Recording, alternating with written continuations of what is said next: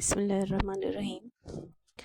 آج کا ہمارا لیکچر نمبر 4 ایک نئے سوال آپ بیتی پر مشتمل ہے۔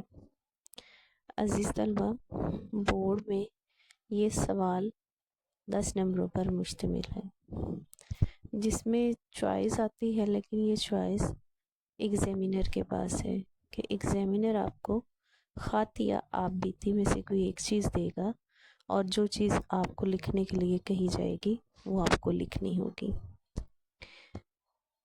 آپ بیتی کے لیے انگریزی میں آٹو بایوگرافی کا لفظ استعمال کیا جاتا ہے اور فارسی میں خود نوشت۔ کسی بھی چیز یا زیرو کے وہ احوال و آثار مراد ہیں جو خود اپنی زبان سے بیان کیے گئے۔ عموماً آپ بیتیاں شعراء اور مصنفین اپنی زندگی پر مشتمل واقعات پر لکھتے ہیں، لیکن آپ کے نصاب میں شامل آپ بیتی آپ کے قوت مشاہدہ پر مشتمل ہے، علمی مطالعہ پر، کیونکہ آپ کے سلیبس میں شامل آپ بیتی کسی جاندار کی نہیں بلکہ بے جان اشیاء کی ہے، جیسے میز، کرسی، پھول، ایسی اشیاء جو اپنی زبان سے خود اپنا احوال بیان کرنے کے قابل نہیں ہیں۔ عزیز طلبہ، کسی کا خود اپنی زبان میں زندگی کا احوال سنانا آپ بیتی کہلاتا ہے۔ زندگی کے تمام اہم واقعات کا احاطہ کرنا، اور آپ کے سلیبس میں کسی بے زبان کو قوت گوائے ملنا، یعنی آپ جس بھی بے جان چیز کے بارے میں لکھ رہے ہیں یا آپ کو جس کے بارے میں لکھنا کہا گیا ہے، آپ نے ان فرضی حالات و واقعات کو اس طرح سے بیان کرنا ہے جیسے وہ آپ پر گزری ہوئی داستاں ہیں، اور الفاظ کے ذریعے ایسی عمدہ منظر کشی کرنی ہے کہ پڑھنے والے کو یہ محسوس ہو کہ واقعتاً یہ واقعات اس کے سامنے رونما ہو رہے ہیں۔ واقعات کی حقیقی ترتیب ہو کہ جیسے پیدائش، عروج اور اس کے بعد اختتام یا زوال۔ ایسے نہیں ہے کہ آپ زوال سے لے کر پھر عروج اور عروج کے بعد پھر پیدائش کی طرف جائیں۔ زندگی کے عروج و زوال کا لازمی بیان ہے۔ در حقیقت آپ بیتی ایک اخلاقی سبق پر بھی مشتمل ہوتی ہے کہ جس میں ہمیں یہ بتایا جاتا ہے کہ زندگی میں ہمیشہ ایک جیسا وقت نہیں رہتا۔ جہاں پر خوشی ملتی ہے تو اس کے ساتھ غم بھی موجود ہوتا ہے، اور عروج کے ساتھ زوال بھی ہے اور زوال کے بعد عروج بھی ہے۔ آپ بیتی لکھتے وقت موزوں اور برمحل اشعار کا حوالہ دیں گے۔ آپ سبق آموز انجام ہوگا۔ فرضی واقعات کے ذریعے انسان کو نصیحت دی جاتی ہے۔ 3 یا 4 صفحات کا مواد ہو، مگر آپ اسے اگر 3 صفحات 2.5 سے 3 صفحات تک بھی لکھیں گے تو آپ کا مواد مکمل تصور کیا جائے گا، ایسا کہ جس میں واقعات کے درمیان خلا نہ ہو، واقعات کو ایک ترتیب سے بیان کیا جائے۔ اس کے علاوہ چند ایک نکات جن کا آپ نے خیال رکھنا ہے۔ آپ بیتی کے لیے ضروری ہے کہ آپ واحد متکلم صیغے کا استعمال کریں گے، یعنی میں۔ آپ کسی بے جان چیز کے بارے میں بھی لکھ رہے ہیں، اگر پھول کے بارے میں لکھ رہے ہیں یا کرسی، تو آپ نے کرسی بن کر لکھنا ہے، نہ کہ آپ نے کرسی کی زندگی کا احوال بیان کرنا ہے۔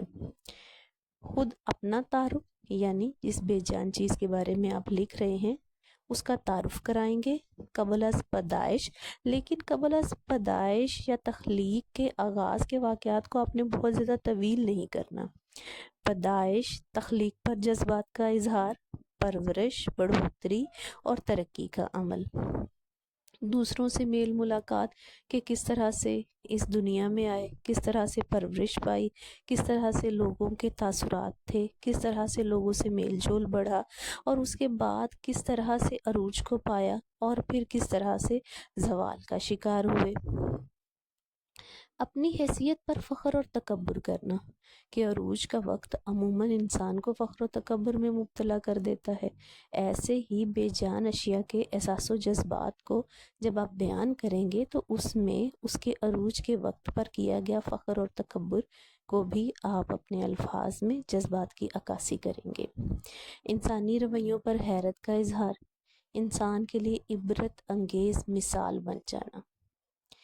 عزیز طلبہ، آپ بیتی ایک مشکل فن ہے کہ جس میں آپ نے ان واقعات کو لکھنا ہے یا ان واقعات کی ترتیب کو لکھنا ہے جن میں سے حقیقت میں سے آپ گزر نہیں رہے، لیکن یہ آپ کا زور قلم ہے، یہ آپ کے تخیل کی بلندی ہے کہ آپ کس طرح سے ان واقعات کو ترتیب دیں گے اور کس طرح سے آپ اسے تسلسل کے ساتھ بیان کریں گے۔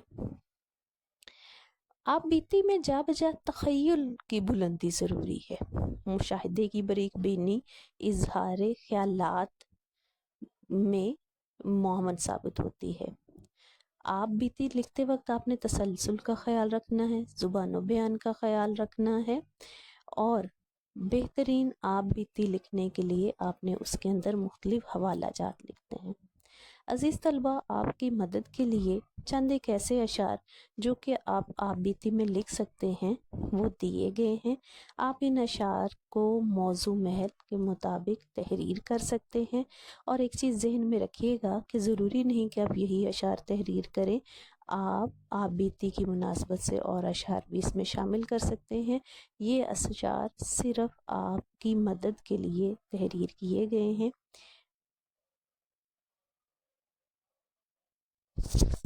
عزیز طلبہ، ان اشعار کو آپ موضوع محل کے مطابق اور آپ کی آپ بیتی کی ترتیب کے مطابق تحریر کریں گے۔ آپ کو آپ بیتیاں لکھنے کے لیے مختلف موضوعات جو ہے وہ آ سکتے ہیں۔ عزیز طلبہ، اسی کے ساتھ ہمارا آج کا لیکچر آپ بیتی کے اصول، قواعد و قوانین اور اس کو تحریر کرنے کے طریقوں پر مشتمل اختتام پذیر ہوتا ہے۔ کل انشاءاللہ ہم باقاعدہ طور پر آپ بیتی لکھنا سیکھیں گے۔ اللہ حافظ۔